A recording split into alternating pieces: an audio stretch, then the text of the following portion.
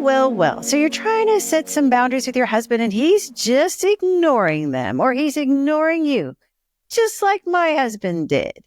But everyone knows you have to set boundaries to have a healthy relationship or he'll just walk right over you. Right? Right? That's what I thought too.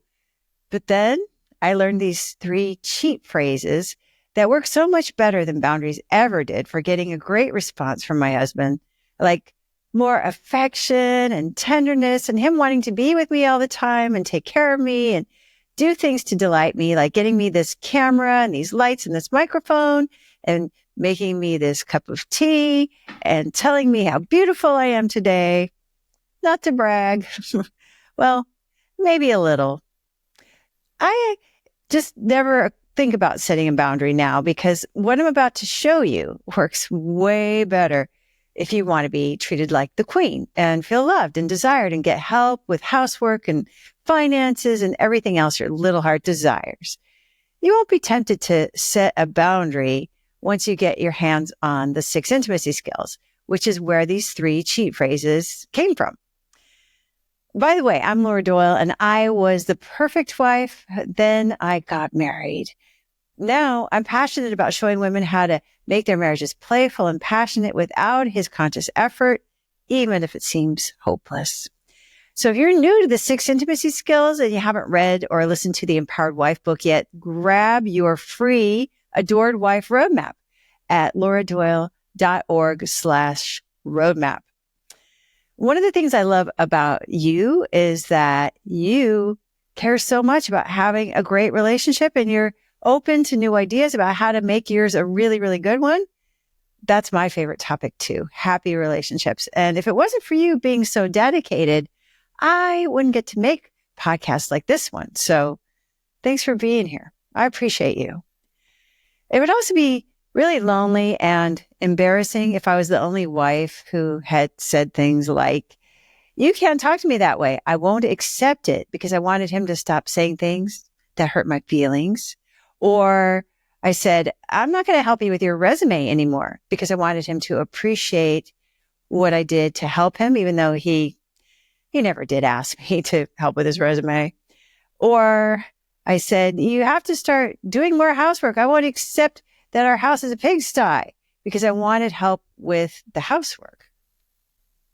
Wait till you hear what I say now instead. It's gold. All right.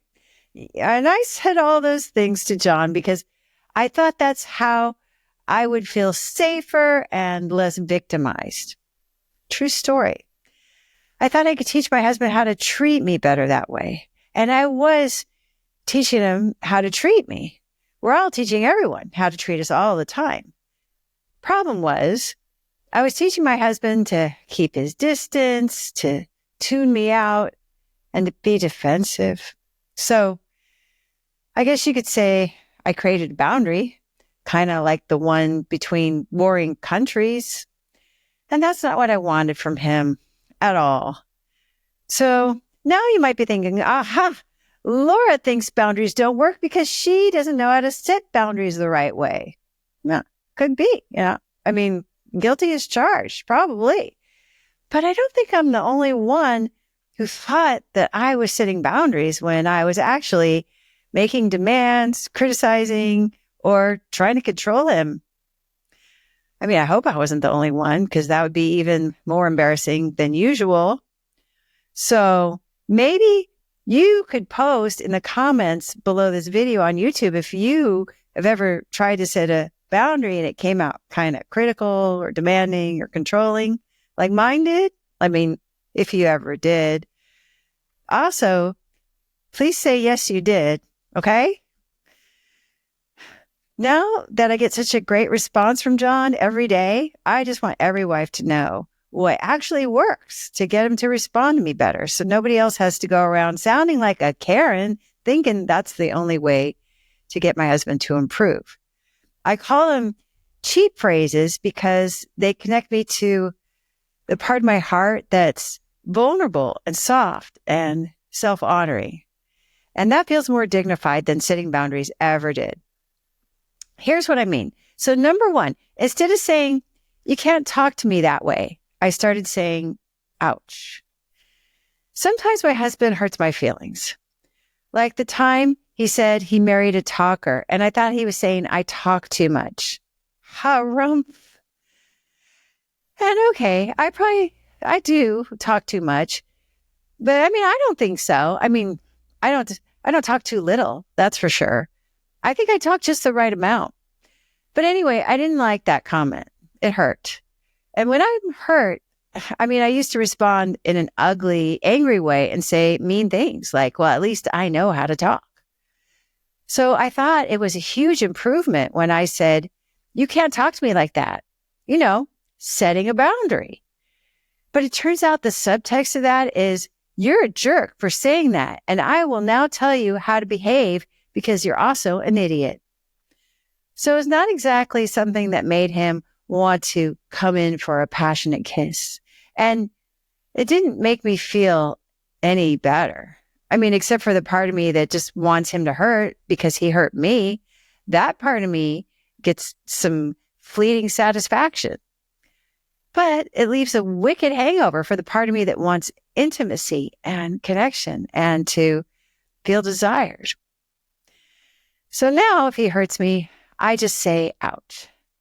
And that's really shown me that he never means to hurt me because he's quick to apologize and to respond with tenderness when I'm vulnerable like that. It's to the point where I barely say ouch anymore because it's so rare that he hurts my feelings. Except when he says I talk too much. Ouch.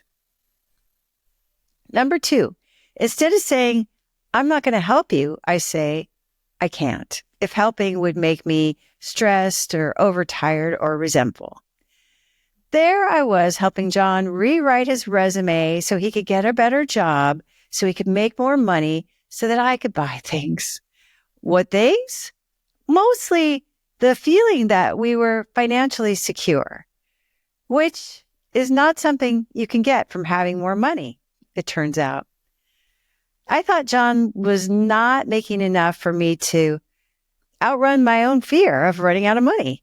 That's what I was trying to get him to do, but that isn't even possible. But I didn't know that. So I was working on his resume, but he didn't seem to appreciate it. He didn't even use it to apply to any positions. So I was very tired from trying to make his resume perfect, which he never asked me to do. And of course I was.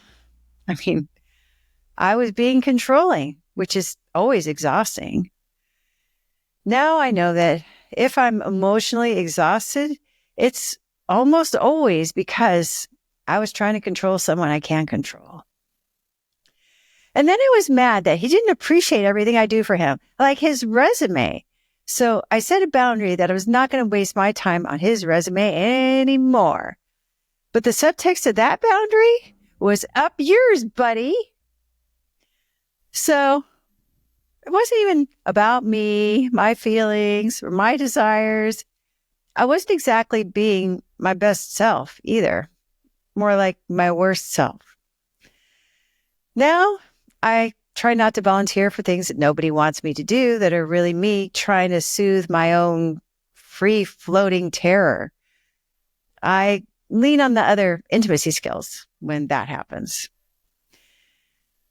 And if John should ask me to do something for him that would stress me out or exhaust me for whatever reason, like driving him to the airport when it's late at night or early in the morning, I just stick to the facts and I say, I can't.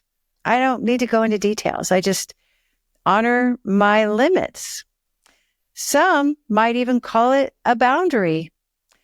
But I'm not one of those people because I still associate the word boundary with criticizing, insulting, giving him ultimatums, being angry. Using this vulnerable approach does a much better job of preserving the intimacy between us. Now, sometimes I feel guilty when I say I can't because I think it's my duty as a good wife to drive him to the airport. But those 2 little words, I can't, those have kept me out of dark alleys of resentment and rage that I would have found myself stuck in before. And I've been surprised it doesn't really faze my husband at all. He'd rather have a happy wife than a ride to the airport with a cranky wife. Number 3, instead of saying, you have to start doing more housework, I won't put up with our house being a pigsty, I say, I would love a clean kitchen. I got a way better response from expressing my desires in a way that inspires than I ever did from trying to tell my husband what I would and wouldn't put up with. It was all about saying what I would love and then just the final outcome, which prompted him to start doing the dishes voluntarily, consistently for over 2 decades without me even asking, because it triggers his hero gene, which I explain all about in episode number 276 of the podcast, how to get your husband to do chores without asking. Now, could setting a boundary ever do that? I don't think so.